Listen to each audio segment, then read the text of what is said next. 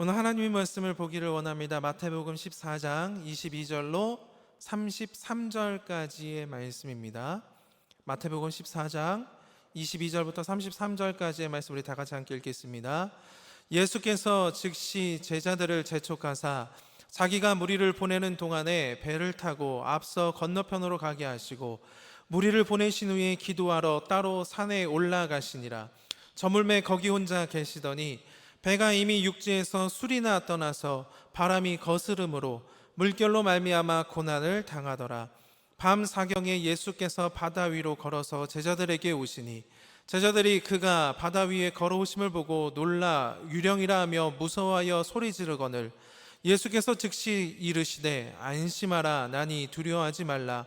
베드로가 대답하여 이르되 주여 만일 주님이시거든 나를 명하사 물 위로 오라 하소서 하니 오라 하시니 베드로가 배에서 내려 물 위로 걸어서 예수께로 가되 바람을 보고 무서워 빠져 가는지라. 소리질러 이르되 주여 나를 구원하소서 하니 예수께서 즉시 손을 내밀어 그를 붙잡으시며 이르시되 믿음이 작은 자여 왜 의심하였느냐 하시고 배에 함께 오르며 바람이 그치는지라. 배에 있는 사람이 예수께 절하여 이르되 진실로 하나님의 아들이로소이다 하더라. 아멘. 오늘 말씀의 제목을 한번 따라해 보겠습니다. 무리를 걸으려면 배 밖으로 나가야 한다. 다시 한번, 무리를 걸으려면 배 밖으로 나가야 한다. 우리 다시 한번 인사하시겠습니다. 옆에 분과 인사하실 때에 주님의 은혜가 당신에게 있습니다. 자, 우리 인간의 몸은 자연 법칙에 의해서 결코 물 위에 뜰 수가 없습니다. 가라앉을 수밖에 없는 것이 우리 인간의 자연 법칙입니다. 뭐 잘해봐야 간신히 물속에 거의 몸을 다 잠그고 수영을 할 수 있을 정도입니다.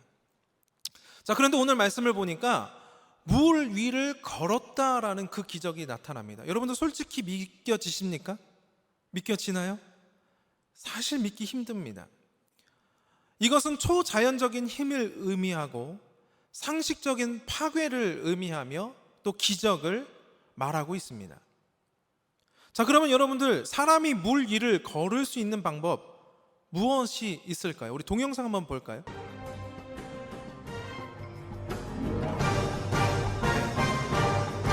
가능합니까, 여러분들? 네. 방금 짧은 동영상을 봤는데 물 위를 뛰어갔어요. 그죠? 어떻게 이렇게 가능할까? 어떻게 가능할까요? 정말 물 위를 걸어서 올라갔을까요? 뛰어갔을까요? 사실 이건 약간 치트 영상인 것 같습니다. 겨울철 얼어있는 논에 물을 살짝 채우면 바로 방금 봤었던 그 동영상과 같이 물 위를 걸어가는 것처럼, 물 위를 뛰어가는 것처럼 연출할 수가 있다는 거죠. 근데 이게 진짜일까요? 사실 가짜 연출이죠. 보통 사람의 능력으로는 절대로 물 위를 걸어갈 수도 뛰어갈 수도 없습니다. 자, 그런데 오늘 말씀에 인간으로서는 불가능한 물 위를 걷는 기적이 나타납니다. 그것도 고요하고 잔잔한 물 위를 걷는 것이 아니라, 평온한 물 위를 걸어가는 것이 아니라 폭풍이 휘몰아치는 파도 위를 걷는 기적 중의 기적이 오늘 말씀 가운데 기록되어져 있습니다. 자, 그러면 2000년 전 폭풍의 파도 위를 걸었던 이 예수님과 베드로의 기적의 스토리, 이 시간 다시 한번 또 설레는 마음으로 우리가 말씀을 살펴보고자 합니다. 자, 말씀을 보면은 제자들이 폭풍의 바다로 들어가서 고난을 당하게 되고 두려워 떠는 모습이 나타나지게 됩니다. 자, 그런데 여기서 의문이 있습니다. 왜 제자들은 굳이 폭풍이 휘몰아치는 그 바다 가운데 들어갔었을까? 솔직히 제자들이 이 폭풍의 바다로 들어가게 된 것은 제자들 스스로 들어간 것이 아니라 그 근본적인 원인의 제공은 예수님에게 있었습니다. 22절 말씀 우리 다 같이 한번 읽어볼까요? 시작. 예수께서 즉시 제자들을 재촉하사 자기가 무리를 보내는 동안에 배를 타고 앞서 건너편으로 가게 하시고 라고 말씀하고 있어요. 예수님께서 제자들을 어떻게 하셨다? 재촉하셨다라고 해요. 빨리 가, 빨리 가. 건너편으로 가라. 네가 배들을 타고, 제자들아 배를 타고 건너편으로 가라 라고 명령하시고 재촉하셨다라는 거예요. 그러니까 제자들이 예수님의 명령에 순종해서 배를 타고 한밤중에 호수를 건너다가 폭풍을 만나고 고난을 당한 셈이라는 것입니다. 자, 때로는 우리가 하나님께 순종함으로 나아갔는데 이해할 수 없는 폭풍우를 우리들의 인생 가운데 만나게 될 때가 너무나 많이 있습니다. 하나님은 우리를 사랑하시고 또 우리도 하나님을 사랑하는데 왜 하나님은 우리를 폭풍이 기다리고 있는 바다로 나가게 하실까? 나는 예수님 잘 믿고 믿음 생활도 분명히 잘하고 있는데 왜 인생의 폭풍을 나로 하여금 맞이하게 하실까? 여러분들 의문 들지 않습니까? 그 이유를 알기 위해서는 우리는 이 사건의 바로 직전에 어떤 일이 일어났는지 그 성경 전체의 배경을 한번 살펴볼 이유가 있습니다. 본문의 앞부분인 마태복음 14장 13절로 21절 말씀을 앞에 보게 되면은 우리가 너무나 잘 알고 있는 오병이어의 사건이 나타나고 있습니다. 어떤 사건이라고요? 오병이어의 사건. 그러니까 베드로가 물 위를 걷기 직전에 오병이어의 사건이 벌어지게 되었다라는 거예요. 오병이어 사건이 무엇입니까? 예수님께서 남자만 5,000명, 여자와 아이까지 합치면 2만 명 정도의 엄청난 사람들을 배불리 먹이는 그 엄청난 기적을 베푸시고 있는 것을 우리가 보게 됩니다. 그런데 이 오병이어의 기적을 맛보았던, 직접 체험했던 그 군중들, 이스라엘 군중들은 너무나 감격해서 흥분하기 시작합니다. 우리의 메시아가 왔구나. 로마의 압제로부터, 로마의 정치로부터 우리를 구원해 줄 이스라엘의 왕이 분명히 나타났구나. 예수님이 우리와 함께 하시면 그 기적을 통해서 로마 군병들을 싹 다 물리쳐주고 우리를 구원하실 거야. 흥분하기 시작했습니다. 그래서 예수님을 왕으로 세우려고 합니다. 자, 우리들이 찬양하고 예수님 나의 왕이여 오시옵소서, 우리의 영원한 생명의 왕으로 모셔드리는 것이 아니라 어떤 왕으로 세우려고 한다? 정치적인 왕으로 예수님을 세우려고 했다라는 것입니다. 그래서 이렇게 순식간에 예수님이 이스라엘 모든 나라의 스타로 부상되기 시작합니다. 그러니까 어떻습니까? 그 옆에 있었던, 예수님 옆에 있었던 철없는 제자들도 우쭐하고 어깨에 힘을 주며 덩달아 흥분하기 시작합니다. 여러분 한번 쉽게 생각해 보십시오. 내가 대통령을 알아요. 대통령이 나랑 친해요. 그럼 여러분들 그냥 가만히 있을 것 같아요? 입이 근질근질하지 않습니까? 자랑하려고 하죠. 아, 내가 대통령 아는데 말이지. 대통령 나랑 친해. 그래서 내가 대통령님한테 얘기하면은 모든 일이 다 가능해. 우쭐해질 거 아닙니까? 제자들이 그런 생각을 가졌다라는 겁니다. 그런데 그때 예수님께서는 제자들의 흥분을 가라앉히고 군중들을 해산하기 위해서 도저히 다른 방법이 없다라고 판단하셨어요. 그래서 다짜고짜 제자들을 배에 태워서 그 한밤중에 호수를 건너 반대쪽으로 가게 하셨다라는 겁니다. 아마 하나님의 아들 예수님께서는 이미 신적인 능력이 다 가지고 계셨기 때문에 그 밤에 폭풍이 몰려올 것을 사실 이미 다 아셨을 거예요. 그럼에도 불구하고 제자들을 폭풍 가운데로 호수 건너편으로 건너가게 하셨다라는 것입니다. 아마도 예수님께서는 보시기에 제자들이 그냥 그 땅 그대로 흥분한 군중과 함께 남아있는 것보다 폭풍의 바다로 들어가는 것이 훨씬 나았다라고 생각하셨던 것 같습니다. 세상의 육지에 남아있으면 화려함과 인기와 흥분이 있지만 그곳은 하나님이 없는 인생입니다. 그러나 호수 위는 폭풍이 있겠지만은 주님이 보내셨기 때문에, 그래서 그곳은 하나님 뜻 안에 있는 인생인 줄로 믿습니다. 다시 말해서 우리가 폭풍 속에 있을지라도 하나님 뜻 안에 있는 것이 하나님 뜻 밖에서 화려한 탄탄대로를 달리는 인생보다 훨씬 더 낫다라는 거예요. 사실 자그마한 이 땅의 성공에도 쉽게 매료되어서 괜히 어깨가 우쭐해지고 그 교만함으로 인하여서 하나님을 잊어버리고 멀어지게 되는 오만한 우리들의 모습이 여러분들 보이지 않습니까? 사람들이 조금만 나를 띄워주면 내가 엄청난 사람이 된 것 마냥 인생을 착각하며 내가 성공한 것 마냥 화려하게 살아가고 있지는 않습니까? 지금 제가 여러분들의 어떠한 성공과 행복을 폄하하거나 억지로 구겨 넣으려고 하는 것이 아닙니다. 세상의 화려한 성공에 취해서 하나님을 잊어버린 채 교만해지려고 하는 나의 모습을 명확하게 바라보기 위함이라는 것입니다. 주님이 주신 축복인데, 주님이 주신 나의 주신 성공인데, 그 축복과 성공에 취해서 오히려 축복 주신 하나님과 예수님을 까맣게 잊어버리고 있지는 않은지 뒤돌아볼 수 있는 우리가 되기를 간절히 소망을 드립니다. 그렇게 예수님께서는 그 제자들의 교만이 제자들 스스로를 망치기 전에 군중과 환호의 소리가 있는 육지를 떠나가게 하시고 폭풍의 바다로 나가는 그 배에 태우신 것이라는 겁니다. 그리고 그 폭풍의 바다 위에서 제자들은 어떻게 됩니까? 모든 교만 다 벗어던지게 되었고, 예수님 어디 계세요?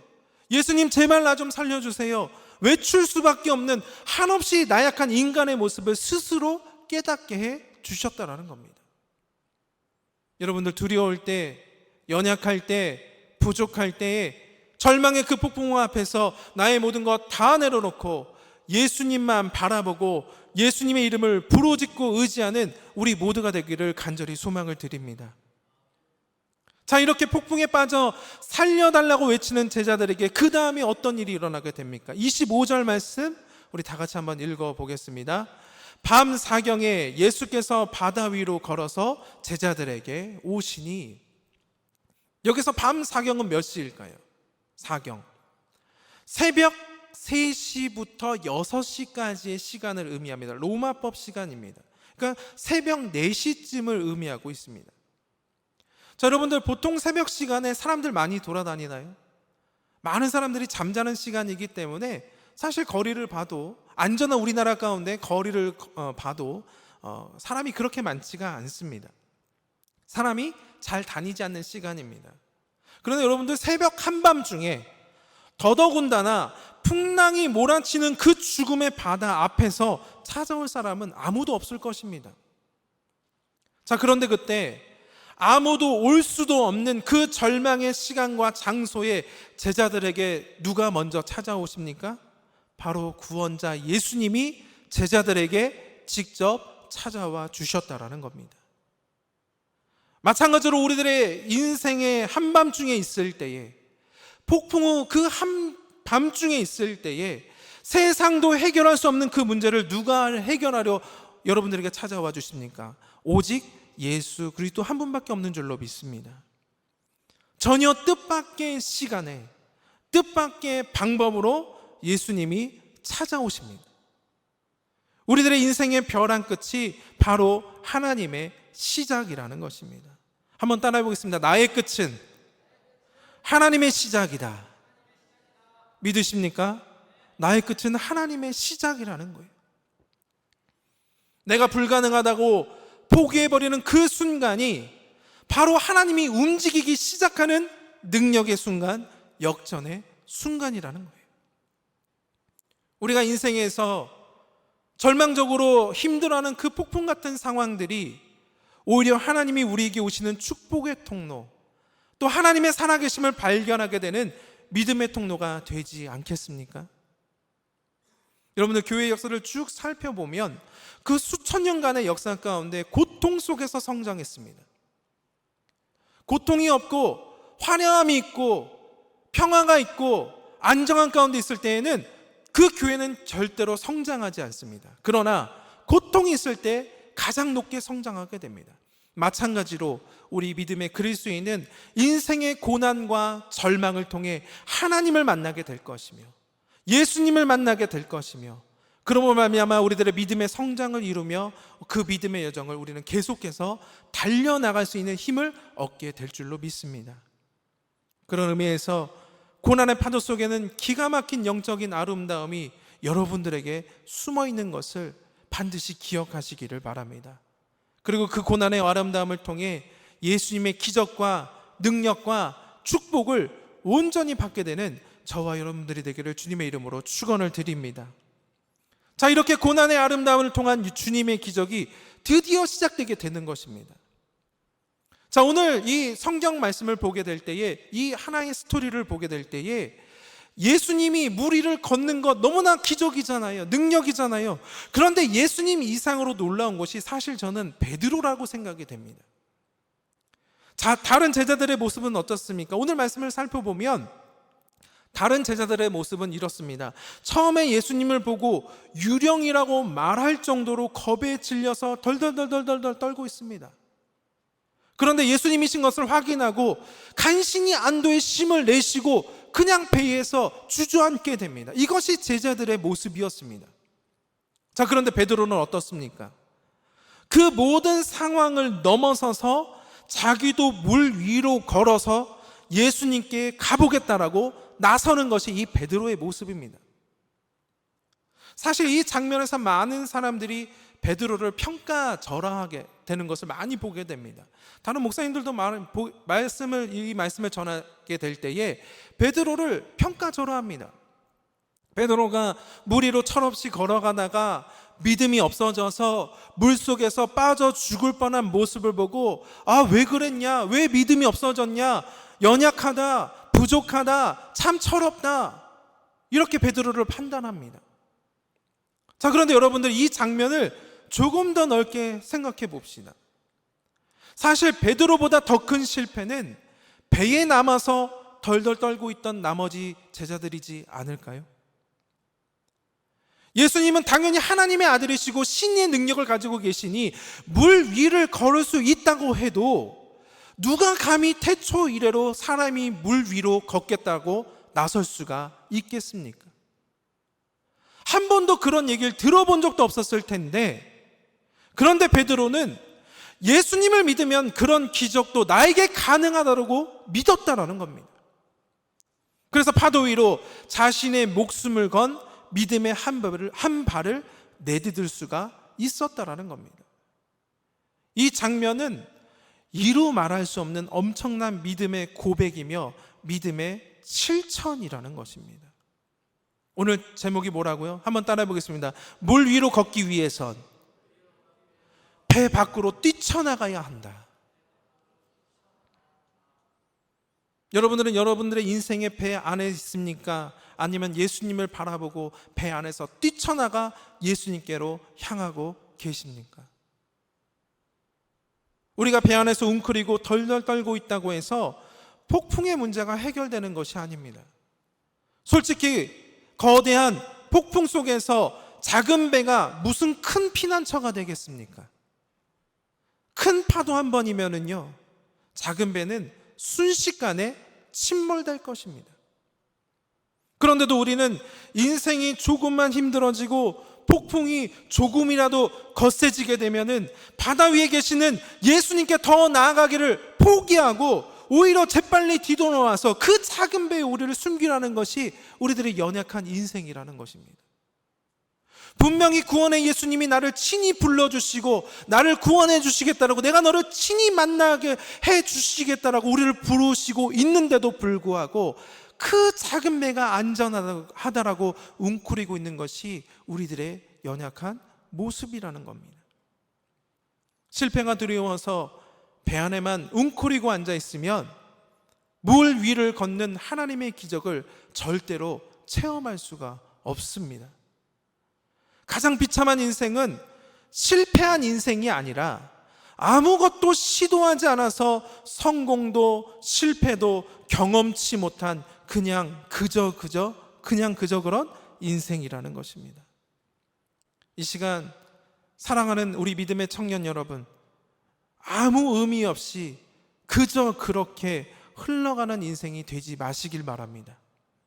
베드로처럼 물에 빠져도 주님을 바라보고 의지하며 믿음의 한 발자국을 담대하게 내밀 수 있는 우리 믿음의 청년들이 되시기를 주님의 이름으로 소망합니다. 여러분들의 인생의 여정 끝에서 내가 그때 정말 잘할 수 있었는데 그때 그냥 해볼 걸 후회하지 마시고 믿음으로 담대하게 주님 앞에 의지함으로 여러분들 시도해 보시기를 바랍니다. 물론 우리 모두에겐 끊임없이 하나님을 믿고 물 위로 한 발자국을 내디뎌야 하는 순간들이 파도처럼 계속해서 몰려들 것입니다. 계속해서 우리를 두려움에 떨게 할 것입니다. 그러나 바로 그때에 폭풍우를 바라보는 것이 아니라, 작은 배를 바라보는 것이 아니라 누구를 바라봅니까? 믿음의 주요 온전케 소망의 예수님만을 바라볼 수 있는 여러분들의 되기를 간절히 소망합니다. 그래서 오늘 이 말씀의 이 베드로처럼 베드로의 이 파이팅을 기억해야 될 것입니다. 하나님께서는 우리가 폭풍의 바다 위를 걸어갈 수 있는 그 길을 반드시 예비해 두셨으며, 하나님께 기도하며 담대히 나아가는 자, 바로 그 길을 발견하게 될 것입니다. 자, 이제 마지막으로 여기서 우리가 또 중요하게 생각해 보아야 할 것은, 베드로가 먼저 그 물 위로 달려나가기 전에 예수님의 허락을 구했다라는 겁니다. 그런데 허락 정도가 아니라 자신에게 물 위로 걸어오라라고 명령해달라고 구했습니다. 그랬더니 예수님께서 베드로에게 뭐라고 말씀하십니까? 오라라고 친히 말씀해 주십니다. 28절 29절 말씀 우리 다 같이 함께 읽겠습니다. 베드로가 대답하여 이르되 주여, 만일 주님이시거든 나를 명하사 물 위로 오라 하소서 하니, 오라 하시니 베드로가 배에서 내려 물 위로 걸어서 예수께로 가되. 아멘. 어떤 한 남자가 처음 하나님을 믿었어요. 그러니까 하나님의 말씀을 듣고 너무나 감명을 받은 거예요. 그날 또 말씀이 어떤 말씀이었느냐, 오늘 말씀과 같이 베드로가 바다 위를 걷는 말씀을 듣고 큰 도전을 받게 됩니다.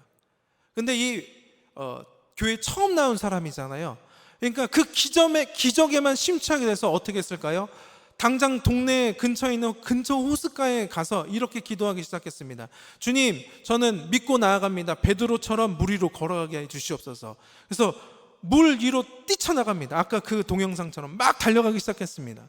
자, 이 남자 성도는 물 위를 걸었을까요? 못 걸었을까요? 당연히 못 걸었겠죠. 당연히 물에 빠졌겠죠. 그러자 물에 흠뻑 젖은 이 남자가 너무나 화가 나기 시작했어요. 아니, 나는 오늘 정말 믿음 가지고, 담대한 믿음을 가지고 믿음으로 선포하면 다 된다라고 했는데, 내가 호숫가에 갈 수 있었을 건데 왜 하나님 나를 찾아오지 않았어요? 왜 나에게 물 위를 걷는 그 기적을 맛보지 않겠습니까? 당장 그 교회로 달려가서 목사님에게 따지기 시작했습니다. 아니, 목사님, 이게 뭡니까? 하나님이 사람 차별하는 것도 아니고 왜 베드로는 물 위를 걷는데 저는 못 걸었습니까? 성경 말씀은 다 거짓인 것 같습니다. 거짓말인 것 같습니다. 그러자 목사님은 조용히 그 남자를 보면서 이렇게 대답했다라고 합니다. 형제님, 베드로는 예수님의 허락을 받고 물길을 걸었고, 형제님은 예수님 허락도 안 받고 그냥 걸으려 하지 않았습니까? 그러니 물에 빠질 수밖에 없지요. 자, 모든 것에서는 주님의 부르심이 있어야 한다라는 거예요. 우리 인생 가운데 주님의 초대가 있어야 된다라는 거예요. 주님의 허락이 있어야 주님이 주신 그 능력을 가지고 우리가 승리하게 될 줄로 믿습니다. 우리 인생의 물 위든 평지든 하나님 앞에서는 전혀 문제가 되지 않습니다. 여러분들이 하고자 하는 모든 일이 아무리 어렵다고 해도 불가능한 것처럼 보인다 할지라도 그것이 하나님 앞에서는 아무런 문제가 되지 않습니다. 과연 하나님이 나를 부르셨는가? 하나님의 부르심과 허락이 우리들의 모든 믿음의 인생 가운데 너무나 중요하다라는 것입니다. 하나님이 부르시는 그 모든 사람의 인생은 하나님이 끝까지 책임져 주실 줄로 믿습니다. 그리고 하나님의 부르신 그 사람이 바로 바로 여러분들인 것을 믿음으로 확신하시기를 바랍니다. 사랑의 하나님은 부르신 우리들의 인생에서 중간에서 실수하고 실패해도 결코 버리지 아니하시고 다시 붙잡아서 일으켜 세워 주시며 끝까지 승리할 수 있도록 옆에서 도와주시고 이끌어 주시는 나의 사랑 예수님이시라는 것입니다. 이 시간 하나님의 부르심에 순종해서 물 위로 걷는 믿음의 사람들은 다 비틀비틀하면서 폭풍에 휘말려 쓸어갈 것 같처럼 연약해 보이지만은 결국에는 예수님의 구원의 손을 붙잡고 주님과 함께 물 위를 걷게 되는 기적과 능력을 체험하게 될 줄로 믿습니다. 그래서 이 기적과 능력을 체험한 여러분들의 모든 신앙과 인격과 그 모든 삶은 주님의 소망으로 완전히 변화되게 될 것이며, 또 그 변화된 삶을 통하여서 세상을 변화시킬 수 있는 복음의 통로로 여러분들이 아름답게 사용될 줄로 믿습니다. 그래서 인생의 모든 곳에서 믿음의 주요 또 온전케 하시는 이인 예수님을 바라보고 의지함으로 결국에는 승리하게 되는 우리 사랑하는 영산의 믿음의 청년들 다 되게 되시기를 주님의 이름으로 축원합니다. 축복합니다.